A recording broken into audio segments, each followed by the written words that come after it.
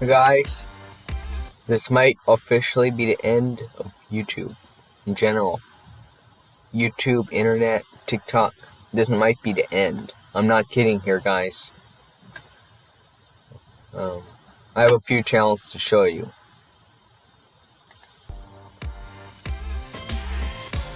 Hey everyone, Abby here from Team YouTube. I'm bringing you the December monthly roundup with everything that happened over the past month. So let's dive in. We've recently made 3 improvements to our copyright tools to help you prevent and resolve copyright claims on your content.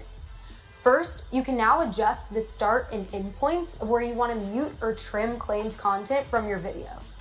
This gives you more flexibility to be able to remove claimed content in a way that flows better within your video. Second, we've moved to the Add or Replace Audio tool from Classic Studio to YouTube Studio. We've also added the ability I'm surprised for no you to one's ever swap in saying anything multiple yet. audio library tracks. Read this article right here. Just read this article. I also have another YouTuber to show you too.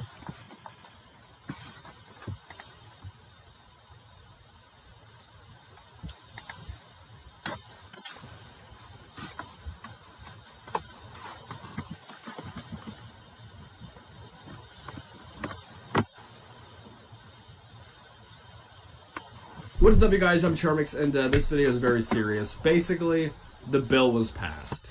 If you guys weren't aware, a senator by the name of thomtillis, put through, or was trying to get a bill put through into office. The bill is a copyright bill, and it'd make things really complicated, and like you could face jail time for like copyright stuff. It's pretty crazy. Now, this bill was snuck into. Although there is some bill hope right here. That was just passed like yesterday, I believe. Oh, which means that the bill is in. So the DMCA bill, you know, how do I put this into words? I'm so stupid. I'm so freaking stupid. The bill is in. The law was passed. I do not know what's going to happen, but.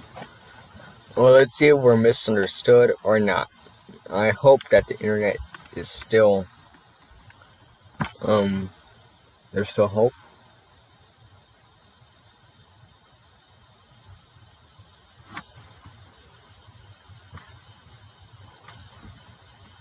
But in the same time, that's only for Twitch, I think.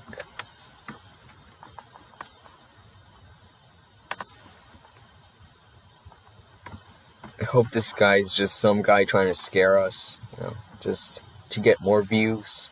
I hope so.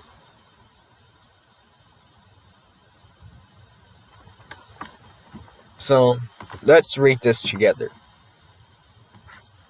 And he also has a video about a lawyer. When is this going to stop? Seriously. Senator Thom Tillis has now introduced a new law that would force Twitter streamers to jail, get a felony conviction for multiple DMCA copyright strikes. Worse, Senator Tillis is trying to force this new law into this large bill that Congress is rushing to pass by the end of the year. If we do not stop this right now, it won't only be Twitch streamers that are affected, it will be all social media content creators just like you. Let me explain. Alright, now I'm at my computer so we can really dig into this new proposed law. Let me switch it over to the desktop here.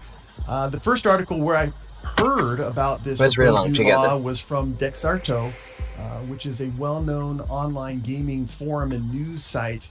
It says here, U.S. Senator wants Twitch streamers to face jail time for DMCA strikes. I also read about it on this website called Kotaku.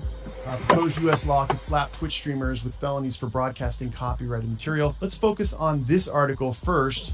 It says here that Twitch streamers may face jail time when they're hit with multiple DMCA strikes on the Amazon-owned streaming platform if a proposal from Senator Thom Tillis is successfully squeezed into Congress's 11th hour omnibus bill. We understand that this bill has been delayed, I believe, to December 18th, 2020, but that's only a week away.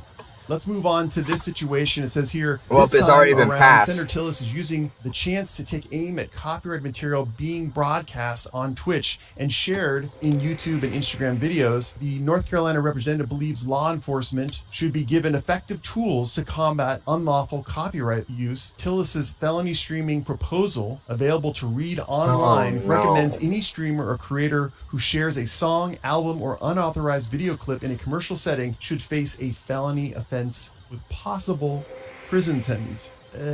That's not good. So what I did is I went to his online proposal, and then we're going to do that so we can take you through it, because I think that when you actually read that online proposal, you will see that any intent of this senator to punish Twitter streamers and YouTube streamers and people on social media based upon his proposal is absolutely preposterous. The proposal really has nothing to do with game streaming. It has everything to do with film and TV streaming that is being pirated by people outside of America. So let's check it out. All right, so this is the course of action letter that article insane.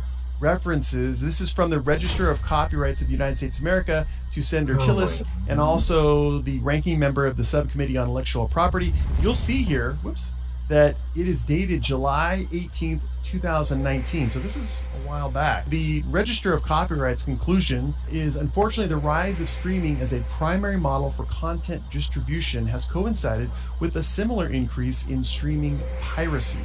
And then there's a quote here. It says, indeed, a recent industry report noted that while video streaming of movies and television content is on the rise, with over 500 licensed portals worldwide, digital video piracy causes between $29.2 billion and $71 billion in lost revenue.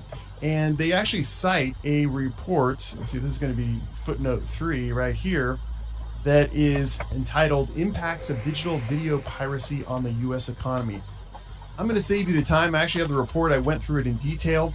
The bottom line is the report pertains to data that was gathered back in 2017, and it has everything to do with people stealing film and TV video from streaming platforms, and really nothing to do with online game streaming. So when they use this particular report as evidence that there is an increase in copyright violations for Twitch streams or YouTube streams, that is absolutely wrong. This report is old data, and it pertains mostly to people outside the United States hacking. What are you doing? I'm hacking the FBI. Streaming of films and movies and taking those and distributing those. It doesn't have anything to do with online game streaming. Let's go to the next page here. It says here, music streaming, which constitutes nearly half of the worldwide recorded music market, is similarly affected primarily by the practice of stream ripping. And then it has a footnote right here. Music privacy no longer in the headlines, but still a headache. All right, so again, I'm trying to save you time on this stuff. Review this article, and you can see. Why don't we just look at it real quick? All right, so this is the article that the Register of Copyrights references in the letter. It says music piracy no longer in the headlines, but still a headache. You know, one of the key insights of this article is right here. It says, in the digital age, 38% of consumers globally steal music, and 32% steal digital music using stream ripping, according to International Federation of Phonographic Industries 2018 Music Consumer Insight Report. Now, stream ripping, of course, is where someone hacks into an existing licensed platform stream, so let's say Spotify, and they copy the copyrighted content from the stream, and then they distribute it. So what we'll do is, it says right here, 38% of consumers globally steal music. All right, let's see where that's proven. And you click on this report, and this is what you get. You get a 404 error. So I don't know where that report is, but it says this page you are looking for does not exist. So that's already not a really good point for this article. It's not based on any evidence. Say what? Say what? Say what? Say what? And then we go down to the bottom, and this is the funniest part about it. Again, the copyright, or the Register of Copyrights is basing include. So, you put a cartoon there. That means you want me to get. You want me to go to jail? Don't put a cartoon. Oh, the guy's gonna end my channel.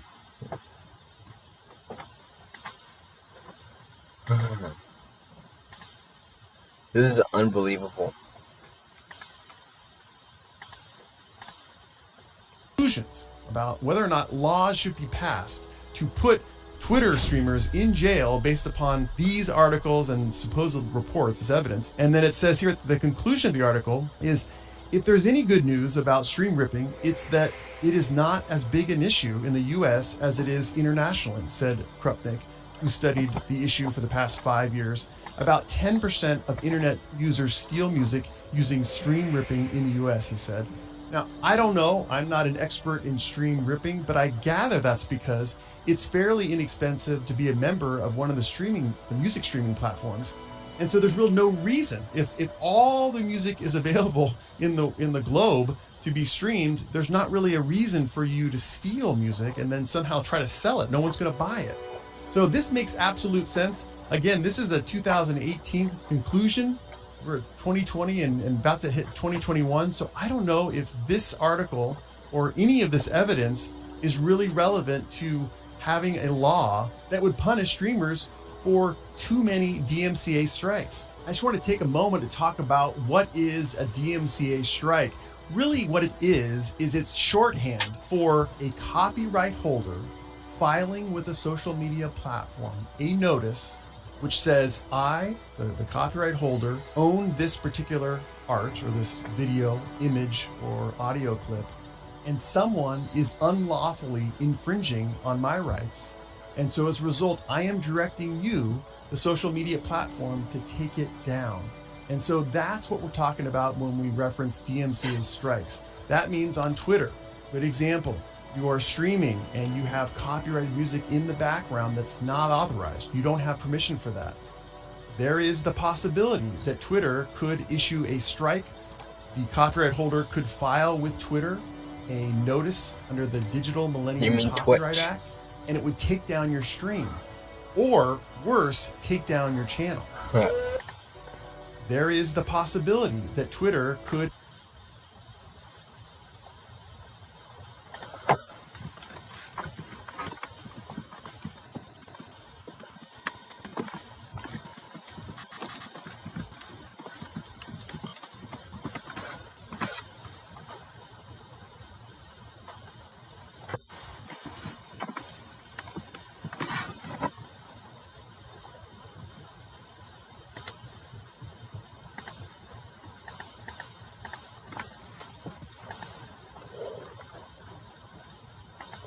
the possibility that Twitter could issue a strike.